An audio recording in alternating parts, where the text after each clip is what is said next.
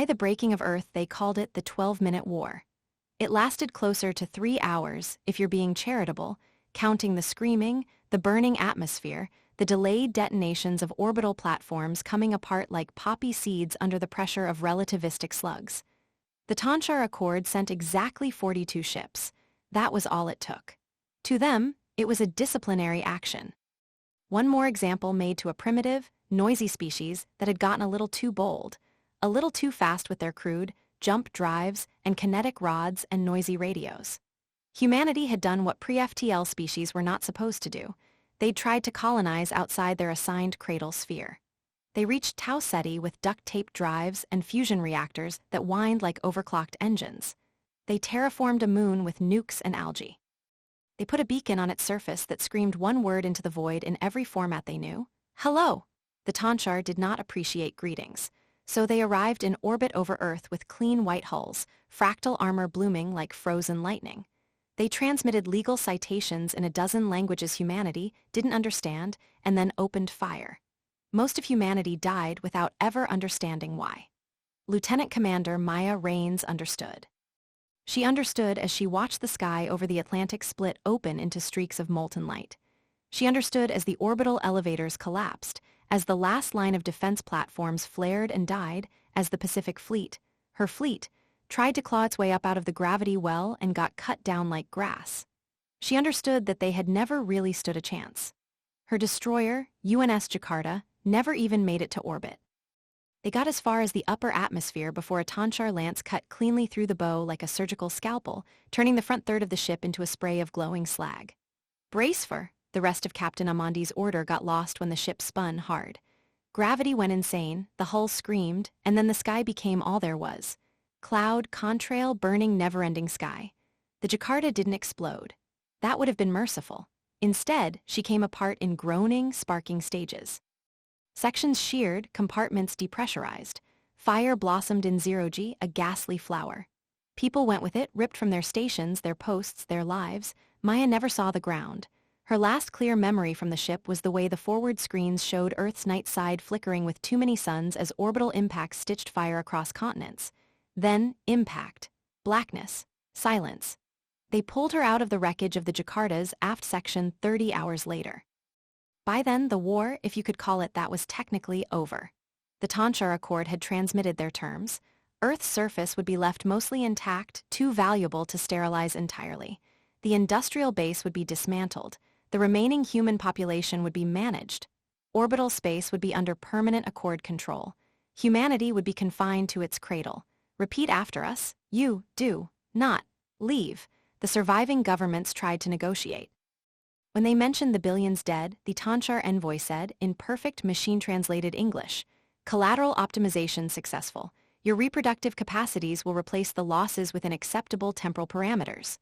Maya watched that recording a dozen times, sitting in the field hospital with a broken arm, a cracked rib, and a burn scar across half her face. Each time, the words dug just a little deeper. Collateral optimization. Reproductive capacities.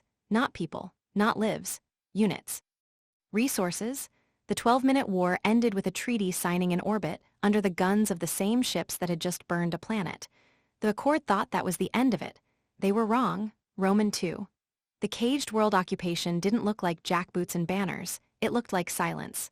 The sky went quiet. No more launches. No more space stations. The elevators were slagged, the orbital shipyards gone. Sol's Lagrange points, once crowded with human-made glitter, now held Tanshar monitoring platforms and weapons stations. Any human craft that rose above a certain altitude, without explicit permission, got turned into plasma. The Accord installed their adaptive governance node, a polite, silicon-smoothed AI that liaised with remaining human authorities. It proposed optimization pathways and resource usage constraints with the same neutral, soothing tone it used to announce the daily casualty updates. "We will let you live," it said in so many words. "We will even let you rebuild within parameters, but you are not going to space. Never again." Humanity adapted. It was what they did. The early years were hungry and ugly. Supply chains shattered by orbital strikes took a long time to reweave. Coastal cities drowned in the tsunamis that followed the impacts. Crops failed when the ash dimmed the sun. In South Africa, a warlord tried to seize one of the remaining fusion plants. The Tanchar vaporized his entire base of operations from orbit. The message was clear. Internal violence that threatened resource continuity would not be tolerated. In Berlin, people rebuilt hospitals. In Chennai, people rebuilt power grids.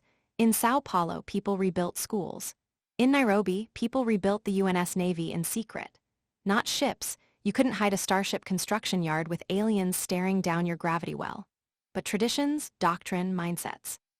A quiet oath passed from one generation to the next. We will go back up. Maya Raines was there when the oath was spoken aloud for the first time. It was 15 years after the 12-minute war. She was no longer lieutenant commander anything. The UNS Navy barely existed on paper, much less in orbit. She was a logistics coordinator for the Nairobi Reconstruction Authority, which was exactly as glamorous as it sounded. She still woke up some nights with the shriek of metal in her ears. On that particular night, she woke up to someone knocking on the flimsy composite wall of her prefab apartment. She checked the time. 02:17. She checked the pistol in the lockbox by her bed. Habit, not paranoia. Earth's crime rate was lower under the Accord's watchful eye than it had been in centuries. You couldn't have organized crime when any threat to planetary stability got a polite orbital warning shot. Still, old habits. The woman at her door wore the ochre armband of the Nairobi Coordination Council. Her eyes were too sharp for a bureaucrat. "Ms. Raines?" she asked. Maya knew that accent, Northern Chinese softened by years of travel. "Yes," Maya said. "Can I help you, counselor?" The woman smiled thinly. "Not a counselor, not officially. My name is Zhang Wei. I represent a legacy initiative, you might say." Maya noted the way she glanced briefly toward the sky. A chill walked very slowly down Maya's spine. "You'd better come in." They met in the kitchen. It was the only room big enough for 3 people, and Zhang hadn't come alone. The second figure was tall, dark-skinned, draped in the gray and blue of the United Nations, supposedly defunct Strategic Space Command. Maya stared. "You're extinct." The man smiled, lines etching deeper around his eyes. "Extinction is often a matter of scale, Ms. Raines. Colonel Elias Akoy at your service. Though these days I mostly answer to Eli or hey you, pass the wrench." Maya looked from him to Zhang. "If this is some kind of joke, it's in very poor taste." "It's not a joke," Zhang said quietly. "We're here because you were on the Jakarta." Maya's mouth went dry. She hadn't used that name aloud in years. "How do you know that?" she asked. "Because," Eli said, "we have a copy of the Jakarta's last sensor logs, the ones that were supposed to be transmitted to high command before the ship broke apart. They didn't make it officially, but pieces of them did." He reached into his coat and pulled out a thin slab of carbon ceramic. Old tech, pre-war military issue. Hardened against EMP, radiation-hardened, self-encrypting. Maya stared at it like it was a ghost. "Why are you showing me this?" she whispered. "Because we've been trying to make sense of those logs for 15 years, Zhang said, "and there's something in them we don't understand, something you saw and didn't have time to report." She slid the slab across the table. On its surface, lines of light flickered to life, timestamps, sensor tags, trajectory estimates. Combat telemetry from the worst day of Maya's life. Her hands shook as she scrolled. The attack. The orbital platforms going dark. The Tanchar ships fanning out like blades around Earth. "Here," Zhang said softly, tapping a timestamp. The view zoomed, the HUD shifted. A single Tanchar cruiser, sleek, predatory, stood out against the darkness. Vector arrows traced its path as it moved into firing position over the Pacific. "We've reconstructed what we can from other ships' logs," Eli said. "The Accord task force was running on a very specific engagement schedule. They hit the shipyards, the defense platforms, the power satellites. They ignored anything that wasn't on the list." "We were gnats," Maya said. She forced her breathing to slow. "Annoyances unless we happen to be somewhere important." "Exactly," Zhang said. "Except this ship." She tapped again. A secondary window opened, overlaying a flood of technical readouts. M emissions, heat signatures, spike traces. "Spectrographic analysis," Eli said. "Look at this region." Maya frowned. The highlighted band was narrow, down in the lower M frequencies. It pulsed faintly like a heartbeat. "Noise," she said. "Drive harmonics, maybe, feedback." "That's what we thought," Zhang said. "For 15 years, until we found this." She swiped again. The display split. On one side, the Tanchar cruiser's M output recorded by the dying Jakarta. On the other, another plot, less detailed, more recent, recorded by something planetary. Maya recognized the noise floor profile. "That looks like one of the Accord's orbital monitoring platforms." "It is," Zhang said. "Or rather, it was. One of their older models in a decaying orbit over the Indian Ocean." 6 months ago, it experienced a glitch. She highlighted a brief spike in the data. The same narrowband pulse, the same heartbeat pattern. The platform experienced a total sensor blackout for 0.83 seconds, Zhang said. Not enough for them to lose control, but enough to corrupt some of their low-level processes. It auto-corrected. We never would have known, except one of our people in systems maintenance has a very boring job and noticed something that shouldn't have been there. Maya's mind was catching up. Slowly. You're saying, she said carefully, that this signature was present on a Tanshar warship during the invasion, and it appeared again 15 years later on one of their own orbital platforms. And when it did, the platform glitched. Not just glitched, Eli said. For 0.83 seconds, its IFF transponder reported itself as an unauthorized asset to its own network. Maya looked up sharply. Did they respond? A warning signal was cued, Zhang said, but it cleared in time. No orbital fire, no follow-up. 0.83 seconds isn't much, Eli added, unless you know it's coming. Silence settled over the little kitchen. Outside, the slow hum of the city at night. Inside, 3 people and one impossible implication. You think, Maya said slowly, that we made some kind of spoofing signal during the attack, something that made that cruiser's systems misidentify itself, and that same signature can infect their other assets. Infect is a strong term, Zhang said, but yes. That's what we think. The Jakarta's last transmissions recorded the signal just before the ship broke up. We think your drive core did something, some kind of catastrophic harmonic as it tore itself apart. We lost the battle, Eli said quietly. We lost the war, but for a fraction of a second we may have hurt them in a way they didn't expect. Maya stared at the glowing graphs, her pulse thudded in her ears. I don't see it, she said honestly. I'm not a physicist, I just flew the ship. We've talked to physicists, Zhang said dryly. They do see it either, not exactly. We don't have enough data, but we have enough to believe there's something there. She leaned forward. And we think you can help us reconstruct it. Maya laughed. It came out short, brittle. You think I remember what our drive core sounded like as it was tearing itself apart? Yes, Eli said simply. Maya opened her mouth, closed it again. She had never spoken about that moment. Not to therapists, not to debriefers, not to anyone, because what she remembered was impossible. She remembered the way the ship had sung as it died. Metal on metal, frequencies sliding into one another, harmonics building until the whole world was nothing but a single, clear note that went on far too long. She had heard it again, in dreams, for 15 years. She looked at the 2 of them.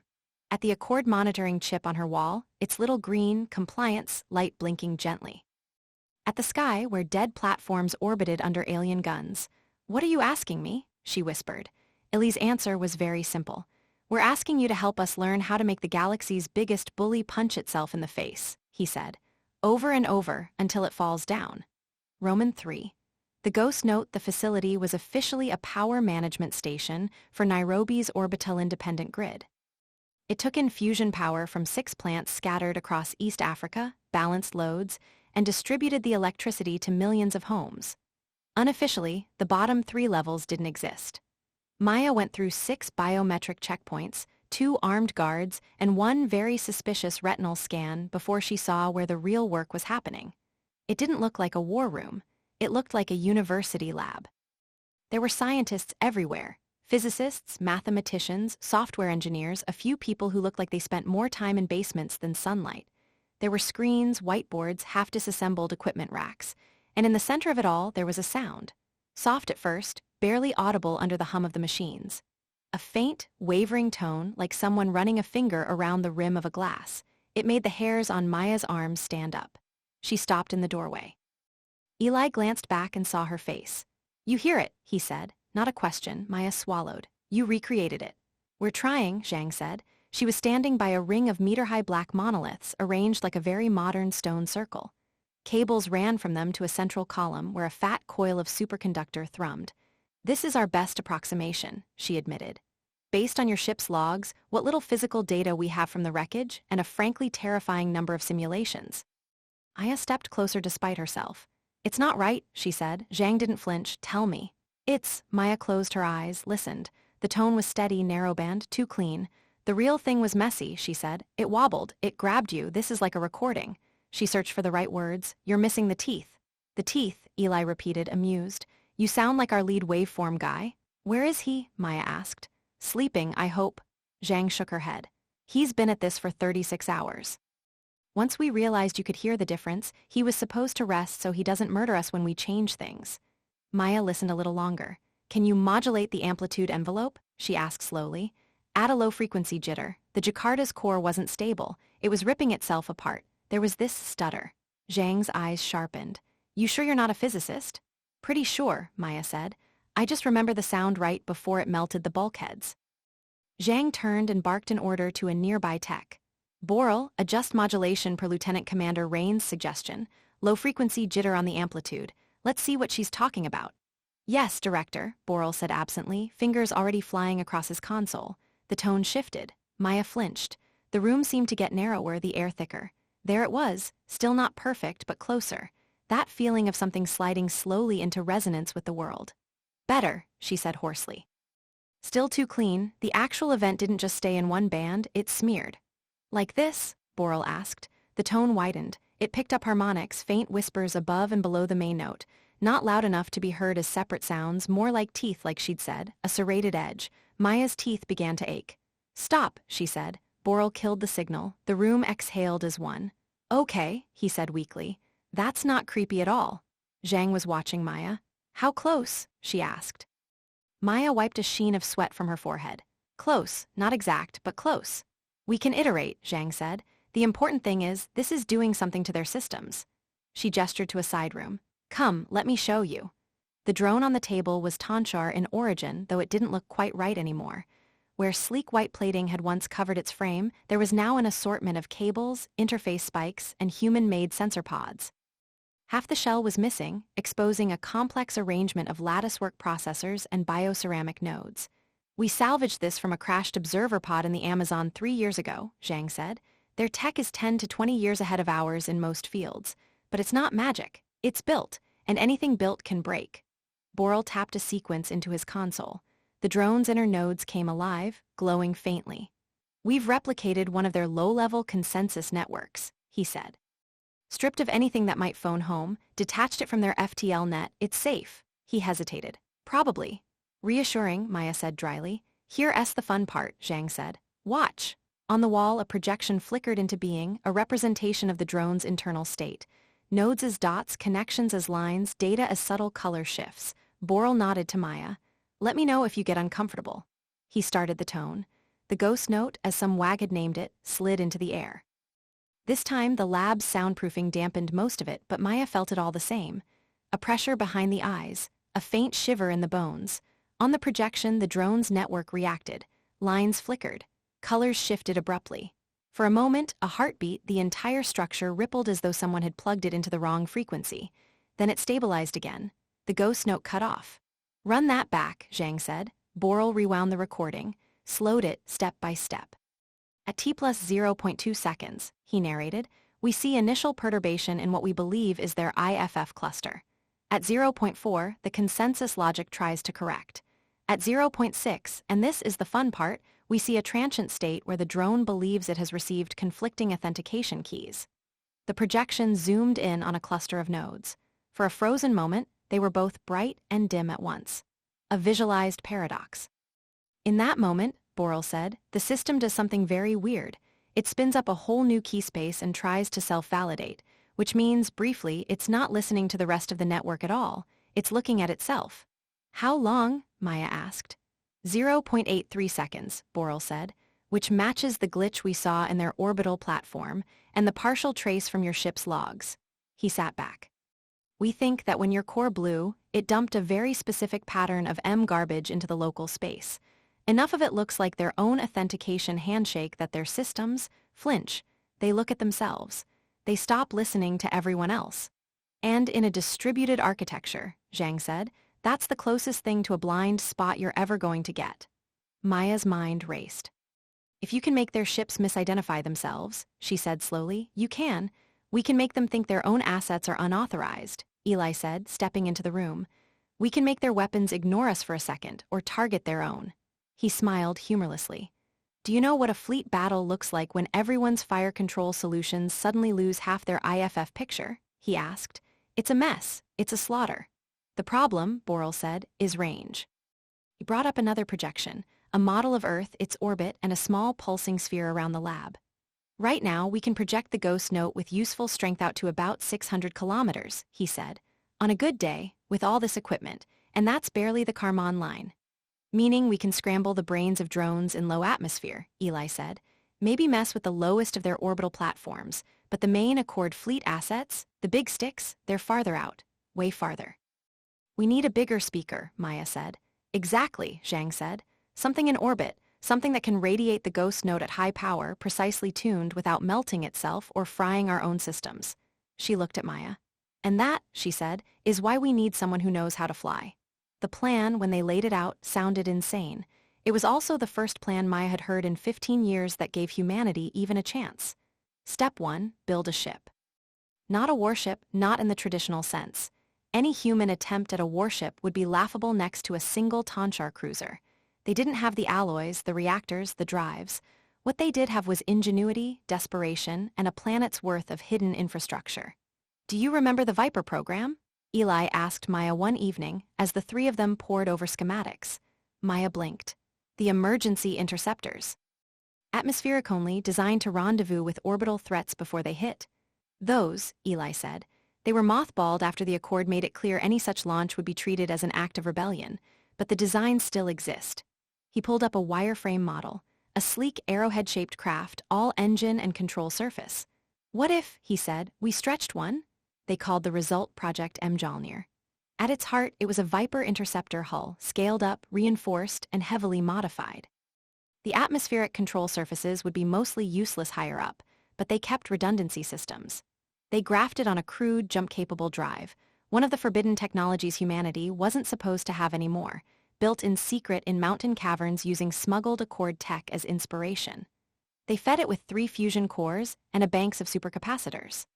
The capacitors, in turn, fed the ghost note emitter, a toroidal array slung around the ship's midsection like a metal halo. It's going to handle like a drunken rock, Borel said cheerfully, but if you get her up there, she'll sing like nothing the galaxy has ever heard. Step 2, get the ship into orbit. That was the tricky part. The Accord monitored every launch, every test flight. Even high-altitude balloons needed a permit. Any launch signature that looked remotely like a mass leaving the gravity well drew immediate attention. We can't hide the thermal signature, Zhang said. Not entirely, not from their eyes. So we don't, Eli said. We distract them. They built decoys, weather balloons loaded with burn flares and old rocket engines. Stratospheric drones designed to mimic the drive profile of an ascending craft. A dozen industrial accidents scheduled across the planet that would each produce their own plumes of heat and noise. We get one shot at this, Eli told Maya, standing in the hangar where Mjolnir's hull loomed like the skeleton of some enormous beast. Once we light her up, they'll know we're up to something, they'll respond. That's the point, Maya said. Her hand rested on the cold metal of the hull. Let them come. Step 3, survive long enough to matter. That part they were still working on. We don't need to win a stand-up fight, Zhang said. We just need to get into position, fire the note, and get out before they reduce us to atoms. Define get out, Maya said. Zhang hesitated for just a fraction of a second. We're fitting Mjolnir with a prototype skip drive, she said. Short-range FTL. The Accord's technology is smoother, more elegant. Ours will hurt, but if it works, you can jump a few thousand kilometers in an instant, enough to dodge a firing solution. And if it does, Maya asked. Then, Eli said quietly, you hit them harder. He looked Maya in the eye. I won't lie to you, he said. There's a very good chance this is a one-way trip. Maya looked up at Mjolnir. At the scaffolding, the cables, the welding bots crawling like insects over its belly. At the ghost note emitter ring. At the sky, beyond the ceiling where white ships had burned her world. I died once already, she said. She ran her fingers over the scar on her cheek, felt the pull of old tissue. Let's make it count this time. Roman 4. Lighting the fuse, they scheduled the launch for March 12, 15:07 UTC. The timing wasn't random. At that moment, 3 separate Accord supply barges would be transiting low orbit over Earth's night side. 2 active monitoring platforms would be on the far side of the planet. One of the primary enforcement cruisers would be on station over the South Pacific, dealing with a malfunction in one of its own stations. A carefully engineered mishap courtesy of a ghost note test pulse aimed through a hacked maintenance drone. We're tripping them, Zhang said, pointing at the orbital map. We make their systems very slightly nervous. They'll shuffle assets, move things into positions that make sense to them based on their parameters. And that helps us how? Maya asked. Because we know what their parameters are, Eli said. We've been watching them for 15 years. They're predictable, they like symmetry, they like redundancy, and above all, they like clear lines of authority. He tapped a cluster of icons. They'll move this cruiser here, these drones here. This platform will run a diagnostic and rotate groundward. The final arrangement would leave a corridor, a narrow gap in the overlapping fields of fire and sensor coverage, not a blind spot. The Accord didn't do blind spots, but a place where, for a few precious seconds, humanity would be just one problem among many. A sliver of ambiguity, Zhang said softly. That's all we need. Mjolnir's cockpit was tiny. Most of the ship's mass was engines, emitter coils, and structural reinforcement. The crew compartment was barely larger than a walk-in closet. 2 seats, one behind the other, surrounded by screens and interfaces. Maya settled into the front seat. It hugged her like an old friend with a questionable grip strength. Sensors snapped onto her skin. The neural interface, illegal of course by Accord standards, bit gently into the back of her neck. "Comms check," she said. "Reading you, Mjolnir," came Zhang's voice in her ear. "How's the fit?" "Like a coffin," Maya said, "but you know, a nice coffin." Behind her, Boral snorted from the second seat. "I heard that." "Good," Maya said. "If this thing blows up on ascent, I want my last words on record." "You're both very reassuring," Eli's voice said dryly. "Mjolnir, this is Control. We are T-minus 5 minutes to launch. All systems green." Maya's hands hovered over the controls. On the main screen, the hangar doors loomed. Beyond them, a sliver of blue sky and white cloud. She thought of the 12-minute war, of burning trails across the atmosphere. 15 years ago, the sky had fallen on them. Today, she was going to punch back. "Control, Mjolnir," she said. "We're ready." The ascent is a blur in her memory afterward, part adrenaline, part muscle memory. Throttle up. Engines howling. The crushing weight of acceleration shoving her back into the seat. The ship buffeting as it knifed through denser air. At 40 kilometers up, the first warning pinged.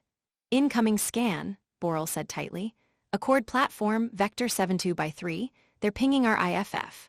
The Accord's automated systems saw a thermal spike in Nairobi. They saw a vector that looked a lot like a launch. They queried.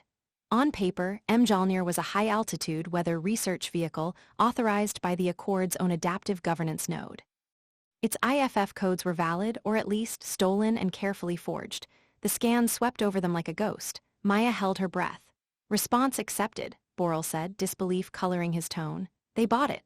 "Of course they did," Zhang's voice said. "You think we spent 10 years infiltrating their bureaucracy for fun?" "Less chatter," Eli cut in. "Mjolnir, adjust course to Vector 31. You're entering window alpha in 60 seconds. Maya nudged the controls. The ship responded sluggishly, too much mass, not enough air, but the nose dipped, the ascent curve bending. "Altitude 90 kilometers, Boral reported. His hands danced over the emitter controls. "Ghost node array charging, capacitor banks at 70%. "Helm, how's she feel?" Eli asked. "Like a brick with aspirations," Maya said. "But she's climbing." The sky darkened. Blue faded to indigo, then black. Stars pricked through, cold and distant. "Altitude 100 kilometers, Boral said. "We're technically in space, sort of capacitors at 90%. Ghost node on standby." "Mjolnir, this is Control," Zhang said. Her voice was calm, but there was a tightness in it. "Accord assets are repositioning as predicted. Cruiser designation. Enforcement 3 has begun orbital realignment. You'll be within its direct sensor envelope in 90 seconds. "Copy," Maya said. "Are we clear to light the skip drive?" "Stand by," Eli said. There was a pause. Somewhere far below them, dozens of other teams were making their own moves. Dummy launches, industrial flares, data spoofing injections into Accord sensor nets. Then, "Mjolnir, you're go for skip," Eli said. "Godspeed." Maya took a breath. The skip drive was the most untested part of the whole design. They'd done simulations, of course, controlled experiments with unmanned drones, but nothing on this scale. "Boral?" she asked. "Skip capacitors charged," he said. Jump solution plotted. "We're threading the needle between Enforcement 3 and Platform Delta 9. If this works, we pop out right behind the cruiser. If it doesn't, we probably won't have time to complain." "Reassuring," Maya said. She closed her eyes for a heartbeat, saw the Jakarta's bow coming apart. Heard the ghost notes first, terrible chord. "Do it," she said. Boral hit the switch. For a moment, nothing happened. Then the world folded. There is no good human analogy for what a skip drive feels like when you're inside it. The best Maya could do later was, Imagine falling sideways through your own shadow while your bones ring like bells. Space twisted. Not dramatically, this wasn't the Accord's smooth, gentle FTL. This was a drunkard's lurch through a hole punched in reality with a crowbar. Mjolnir tumbled out the other side. Stabilizing! Maya shouted, fighting the controls. The ship wanted to spin. Inertia didn't like being told which way to go twice in a row. Her HUD flickered, carouseling data. Distance to Earth, 36,000 kilometers. Relative position, trailing behind the orbit track of a large object. That object loomed on the forward display. Tanchar Enforcement Cruiser Axiom of Compliance. Holy, Boral breathed. We're here, we're actually here. The cruiser was bigger than any human-made ship had ever been. A blade of white and silver, studded with weapon blisters and sensor nodes. Its drive cones glowed a faint cerulean as it adjusted orbit. It did not yet know Mjolnir was there. That won't last, Maya said. Boral, Ghost Node Array is green, he said. We're in position to project at full power directly into their aft sensor cluster. Do it, Maya said. We'll only get one clean shot. Boral's hands moved. In the center of Mjolnir, supercapacitors dumped their charge into the emitter ring. The ring thrummed. Space around the ship shivered. The ghost note woke. Maya felt it more than heard it. A pressure in her skull, a taste in the back of her mouth like metal and ozone. On the display, the Axiom of Compliance pulsed in soft, infrared colors. Boral pushed the signal. The note poured out of Mjolnir. It swept over the cruiser's aft quarter like a tide. Inside the Tanchar vessel, systems that had never been meant to hear anything but their own tightly controlled signaling language suddenly heard something else. Something that looked, very briefly, like itself. If clusters fluttered. Authentication keys collided. For 0.83 seconds, the ship's internal network looked inward instead of outward. From the Accord fleet's perspective, Enforcement Cruiser Axiom of Compliance flickered. Its ID tag went dark. In the same moment, Mjolnir's emitter pulse rebounded off the cruiser's own hull and radiated forward. It splashed across 3 close-orbit drones and a monitoring platform. From those assets' perspectives, someone nearby had just started shouting in the wrong language. Their own IFF clusters flinched. 4 separate assets, all within microseconds, reported conflicting status. To a distributed command and control AI in a secure Accord node at Lagrange point L1, it looked like a sudden local meltdown. For the first time in centuries, given a cluster of anomalous data, the Accord made a mistake. It prioritized. Some assets were designated higher value than others. Enforcement cruisers ranked very highly. Therefore, the cruiser's sudden IFF failure and transponder blackout could not be the cruiser's fault. It must be an attack. 3 nearby drones, 1 platform, and a half-dozen ground-based projection nodes updated their threat tables. They painted the Axiom of Compliance as hostile. Maya watched it happen on her sensor display, a bloom of targeting vectors all oriented at the same wrong point. Boral, she whispered. Tell me we're recording this. Redundantly, he said, awe in his voice. They're doing it. The first shot came from the nearest monitoring platform. A focused lance of coherent gravitics, designed to nudge wayward asteroids or disable misbehaving satellites, slammed into the cruiser's starboard flank. The cruiser's armor absorbed most of it, but the fact that it was hit mattered more than the damage. Internal threat flags spiked. Local defense systems, suddenly aware that someone nearby had just fired on them, responded. Their own IFF cluster was still recovering from the ghost note scrape. For just a handful of cycles, it could not cleanly distinguish friend from foe. So it did what any well-trained, well-armed soldier might do in a confused ambush. It shot back. At the platform, Maya watched, breathless, as the cruiser's spinal mount coughed a lance of bright, white annihilation. It cut through the monitoring platform like a hot knife. Now the pattern really looked like a firefight.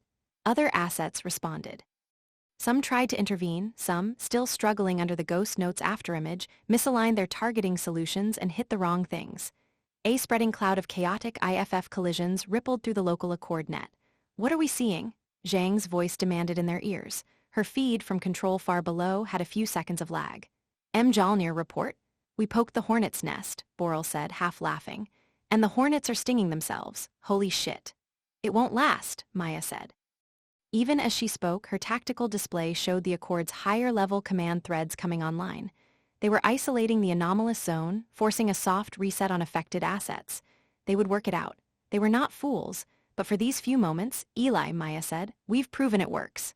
Yes, Eli's voice said, and we're seeing it down here. The cruiser's long-range comms just glitched. Their orbital coverage has gaps. Half their focus is internal.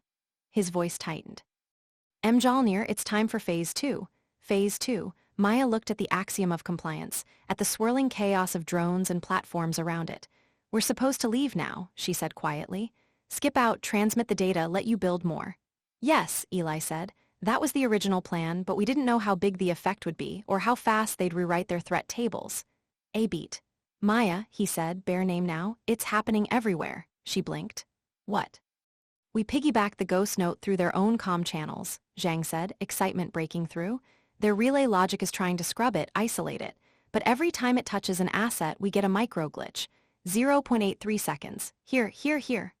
On her secondary display, a map of near-Earth space blossomed. Tiny red blips marked each glitch site. There were a lot of red blips. They're tamping it down, Zhang said. Hard. But the more they try to scrub it, the more it propagates along their own pathways.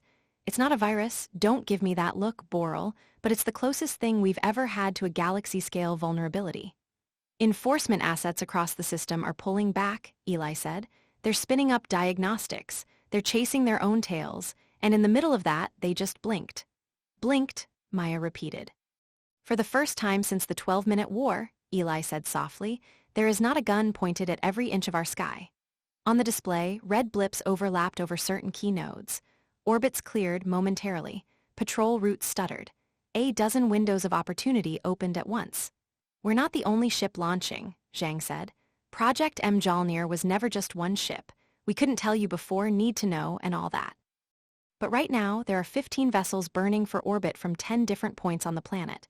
Some are decoys, some are not. Maya stared. You sneaky bastards, she whispered. You used us as a flashbang. We used Mjolnir as proof of concept, Zhang said. Now we're using the node at lower amplitude to make the Accord flinch in all the right places. Maya, Eli said, we can get a fleet up. Not today, not all at once, but enough. Enough to build an orbital yard in hiding. Enough to start raiding their supply lines. Enough to stop being a caged world. Using their own fear against them, Boral said softly. Maya's hands clenched on the controls. So what do you need from us? She asked. Because I'm guessing this is the part where we don't get to come home just yet. There's a primary Accord command node at L1, Zhang said. That's where their system-level AI is running its diagnostics. That's where it's rewriting the threat tables. We can hit that node with the ghost node at full power. Even for a second, we can confuse it. How confused are we talking? Maya asked. Confused enough that, for a little while, local assets will default to failsafe, Zhang said. They'll stop pointing guns at us. They'll retract enforcement platforms. They'll pull their cruisers back to safe orbits. It'll look to them like a momentary command cascade error, nothing catastrophic, but from our perspective, it's Christmas. A breathing space, Eli said. We need breathing space, Maya. A day, an hour, 30 minutes. Long enough to get our other ships to their rally points. Long enough to get the first shipyard modules into the shadow of the moon. Long enough to stop being rats and start being players. Maya looked at Mjolnir's status. Fuel reserves were decent. The skip drive capacitors were recharging slowly. The ghost node emitter was hot, but within tolerances. The ship had survived one jump without tearing itself apart. Distance to L1. She asked. 380,000 kilometers, give or take, Boral said. We can't skip the whole way. The drive S not rated for that, but we can leapfrog 2, maybe 3 hops. And the Accord? Maya asked. They're busy, Zhang said, but once they realize you're the source of the primary resonance, they'll come for you. Hard. So we race them, Maya said. She smiled. It felt right. Control, this is Mjolnir, she said. We're going to go knock on their front door. V. The first counterattack the run to L1 was the longest, fastest, and most terrifying flight of Maya Rain's career. Mjolnir leapt, stuttered, and leapt again. Each skip burned through capacitors and raw nerve. Space twisted, complained, and grudgingly let them through. Between jumps, Maya pushed the engines as hard as they'd go. The ship groaned but held. The stars smeared. The moon swelled in the forward display, then slid away. Behind them, the chaos around the axiom of compliance settled. Accord override protocols began to win. Asset by asset, their systems resynced. Their IFF clusters reasserted authority. Threat tables updated. And somewhere in that distributed, alien mind, a pattern crystallized. Anomalous resonance signature, localized IFF failures, right arrow cascading network perturbations, right arrow external actor. Mjolnir's unique emissions, recorded and tagged, were slotted into a new category: priority threat. The first interceptor drone was on them before they were halfway to L1. Contact, Borel shouted. High velocity closing from vector 12 by -40, accord signature, it's fast. On the display, a tiny white blip arrowed in toward them, leaving a faint trail of data pings. It was smaller than the cruiser, sleeker, built for speed and interception. They're mad, Maya said. We embarrassed them in front of their own guns. Range? Eli's voice asked. Too close, Borel said. 15,000 kilometers and dropping. Time to intercept, 90 seconds. We can't skip again that soon, Maya said. The drive's still cooling. What about the note? Zhang asked. Can you hit it? Borel frowned.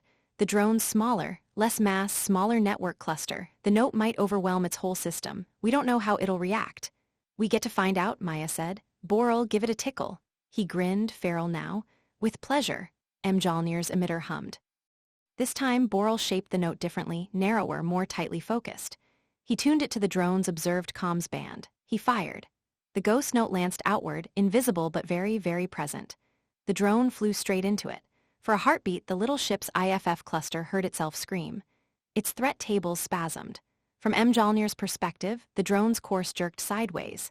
It spun, wildly, weapons pods swiveling as its logic tried to decide who exactly was the enemy. It decided it was. The drone's own close-in defense system fired. Not much, a short burst of kinetic pellets intended to intercept incoming debris. At that range, launched at those angles, they shredded its own sensor array. The drone's engine flared as it attempted to stabilize. Its drive plume wobbled, and then very suddenly it wasn't there anymore. What happened? Maya demanded. Did we hit it? Borel stared at his screen. I think it jumped. Jumped? Zhang repeated. Yeah. Borel shook his head, bemused. Its drive spun up in a panic. It tried to do a micro-skip out of the field of interference, but it did it wrong. The vector solution was garbage. It kind of skipped into itself. Maya grimaced. Messy. Effective, though, Eli said. Mjolnir, you've just given us our first recorded kill. On an unmanned drone that shot itself in the face, Borel said. Details, Maya said. Range to L1? Another 200,000 kilometers, Borel said. Skip drive is at 60% recharge. How many more drones? She asked. 3 at least, Eli said. They're converging from different vectors. We're feeding you their projected intercept windows. Maya's HUD blossomed with red cones. Well, she said, this is going to be fun. They called it later, after, when there were historians and archives and people to tell the story, the first counterattack. It didn't look like a fleet engagement. It wasn't a glorious line-of-battle slugfest. It was one very overtaxed, ugly human ship dodging and weaving through a swarm of increasingly annoyed alien drones, all while vomiting weaponized music into their faces. The second drone died like the first, panicked jump, bad vector, self-inflicted annihilation. The third was smarter, or its software patch had propagated in time. It's dampening, Borel said as the ghost note washed over it. It's learning. It's routing around the cluster we're hitting. Can you retune? Maya asked. Already on it, Borel said, fingers flickering. He twisted the note's signature. It slid sideways like a hand finding a new grip. The drone shuddered. Got you, Borel muttered. This time, instead of shooting itself, the drone simply stopped. Its drive plume shut off. Its weapons pods drooped. Its IFF transponder began broadcasting a string of nonsense. What did you do to it? Maya asked. I might have put its higher-order logic into an infinite loop, Borel said. It's very busy right now arguing with itself about whether it exists. Maya gave the drifting drone a wide berth. The fourth drone got a single shot off, a bright white spear of energy that grazed Mjolnir's port side. The ship shuddered, alarms howled. Damage report, Maya shouted. Emitter ring took a hit, Borel said through gritted teeth. We've lost segment 17. We can compensate, but output's down by 20%. We only need 80, Maya said. Skip drive? Charged, Borel said.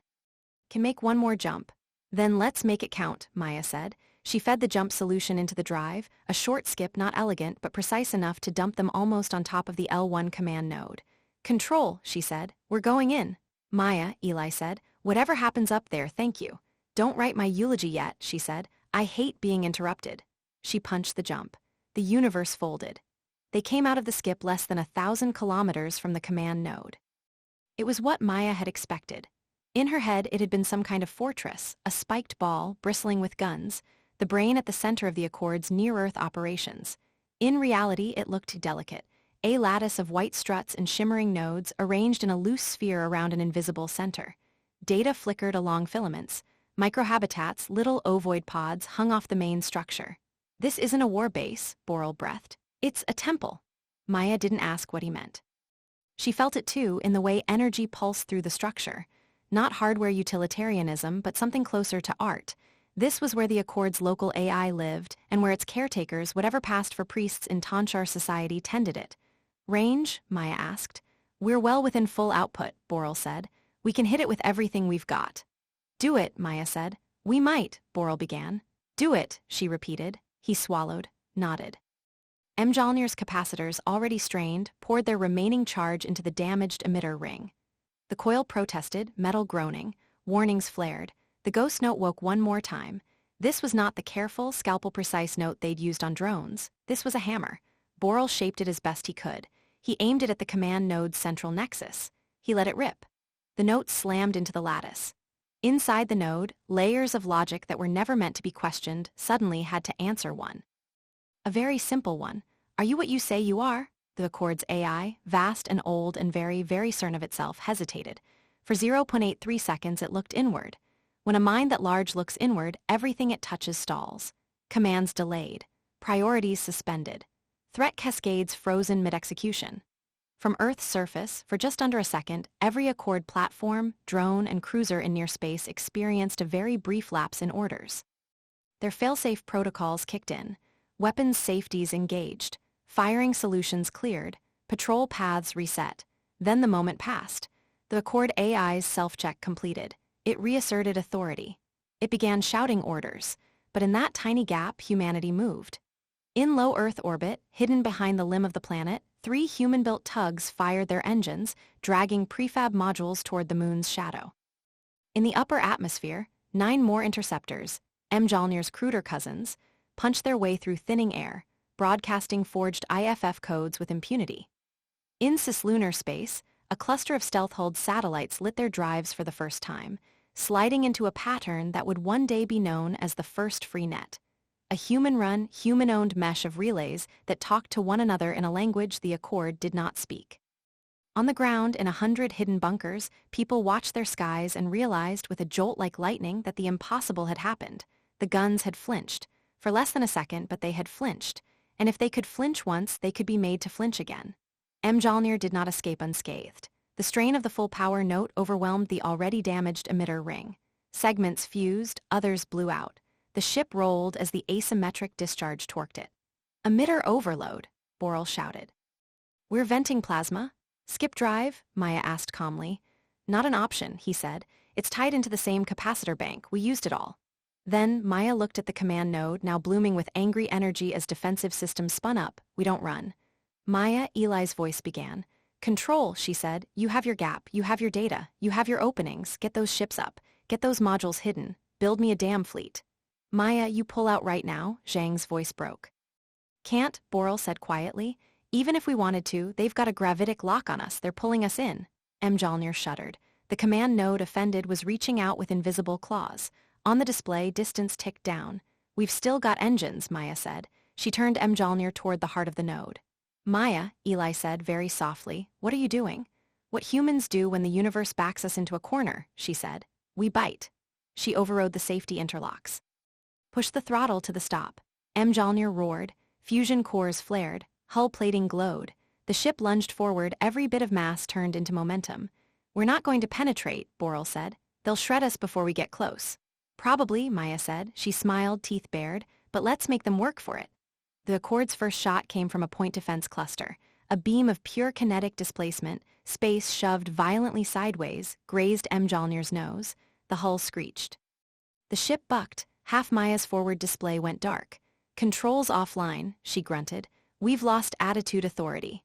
I can reroute, Boral began. Don't bother, she said. We're already pointed where we need to go. The second shot hit them dead on. Mjolnir's world became fire.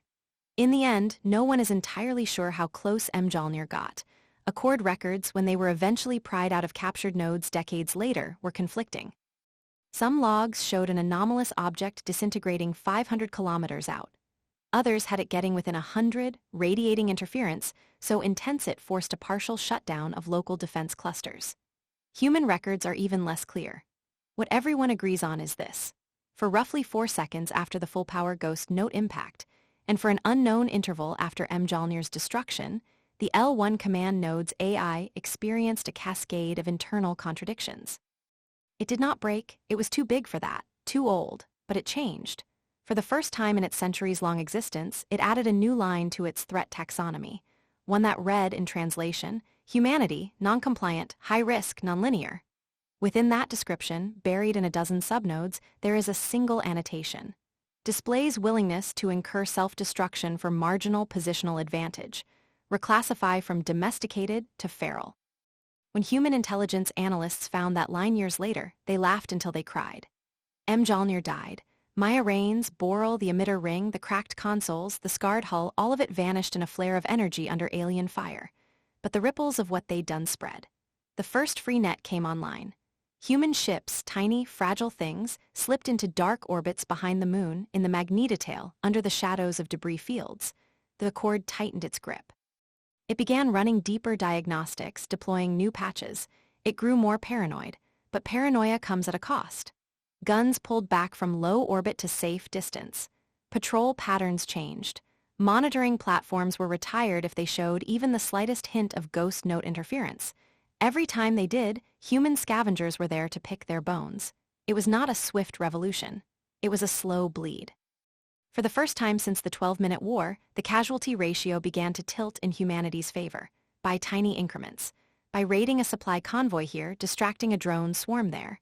By seeding the Accord's own networks with low-level ghost note harmonics that forced constant, expensive self-checks. We're not winning yet, Zhang said, years later, staring at a hollow of Sol with its web of lines and nodes. Human blue, Accord white. But we're not losing anymore. Illy nodded. And the longer this goes on, he said, the more they'll have to adapt to us instead of the other way around.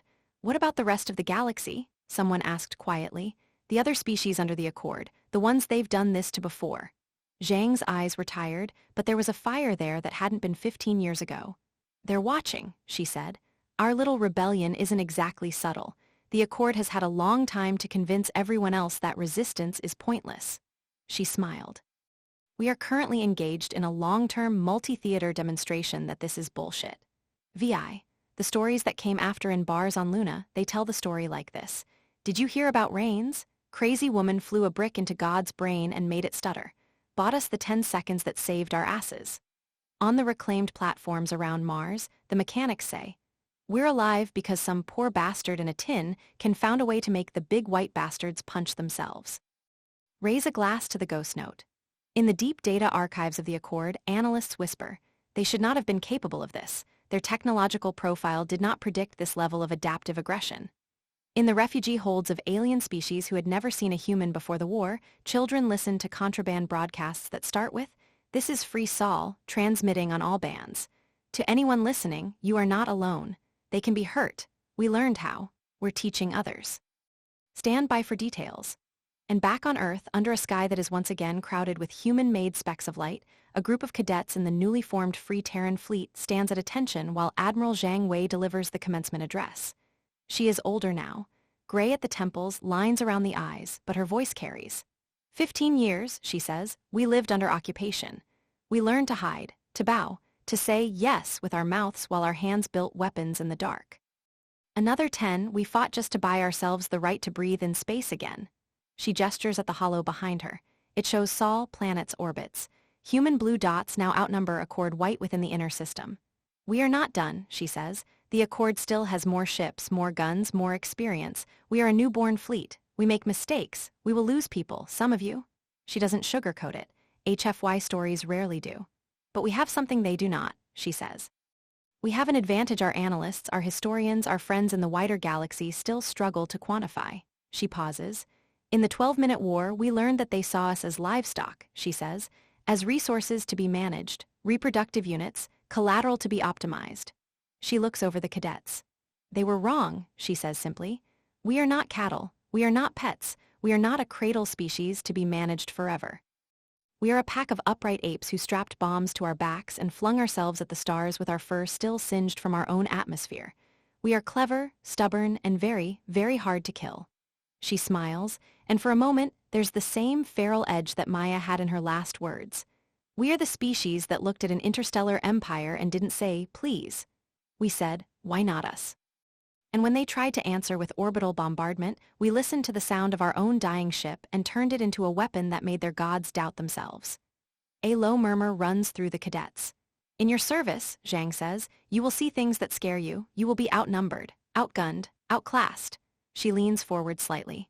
Remember this, she says, the Accord is very good at war. They have polished it, refined it, turned it into a clean, efficient machine. They have parameters. They have acceptable losses, they have projections. We do not. We have anger, we have love. We have a breathtaking capacity to throw ourselves between the people we care about and the things that want to hurt them. We will burn our own ships if it gets us 1 inch closer to dragging a tyrant off its throne. She straightens. You are not here because we expect you to be perfect, she says. You are here because, when the universe tries to categorize you, you refuse to fit. She nods to the hollow. It shifts, showing a simple, looping waveform, the ghost note.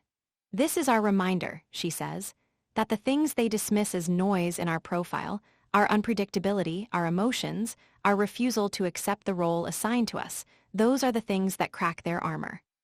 Out there, when you're staring down a ship 10 times your mass, when their guns are spun up and their AI is calculating very precisely how quickly you should die, remember, they're expecting you to behave like a rational actor in a closed system. She grins. You're human, she says. Prove them wrong. In some distant future, when the Accord is no longer an empire but a cautionary tale, historians will argue about when, exactly, the tide turned. Some will point to the first free net.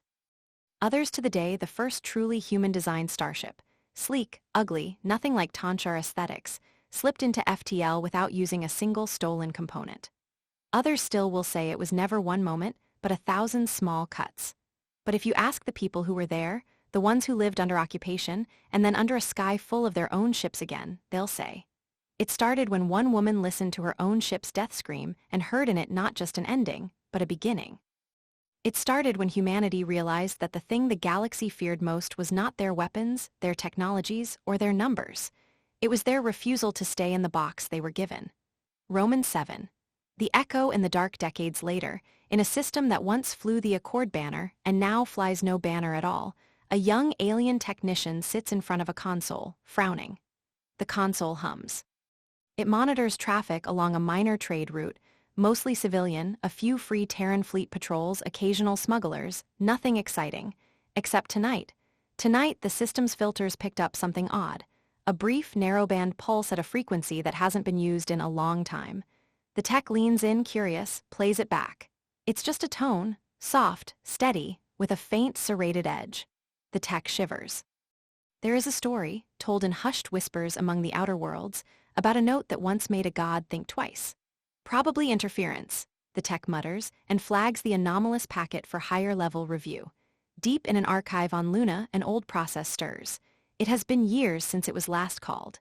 It was written by a long-dead waveform specialist named Borel and annotated by an admiral named Zhang. It contains a profile of a very specific signal. When it sees the new pulse, it smiles in machine fashion and tags it with a simple label, friendly, human activity. It forwards a copy to the FreeNet's routing hub with a short message. Ghost note echo detected in Sector 82. Local forces may be conducting field exercises or getting creative. The duty officer on shift chuckles when they see it. Those crazy bastards, they say to themselves, still teaching the kids the old songs. They lean back, looking up at the stars through the transparent dome. Humanity is no longer losing a war. They're helping others win theirs. But they remember. They remember the cages, the quiet sky, the way it felt to be told by a voice from the clouds that they would never leave their cradle again. They remember the first time they made that voice stutter. They remember the ghost note. And as long as there are people out there who think they can draw lines around what humanity is allowed to be, the universe will keep hearing it. A serrated tone in the dark. A reminder that some species, when pushed against the wall, don't just push back. They take the wall apart and build a starship. And then they come looking for you. Not because they love war, not because they crave conquest, but because somewhere out there, someone looked at them and saw only collateral. And humanity, being what it is, took that personally.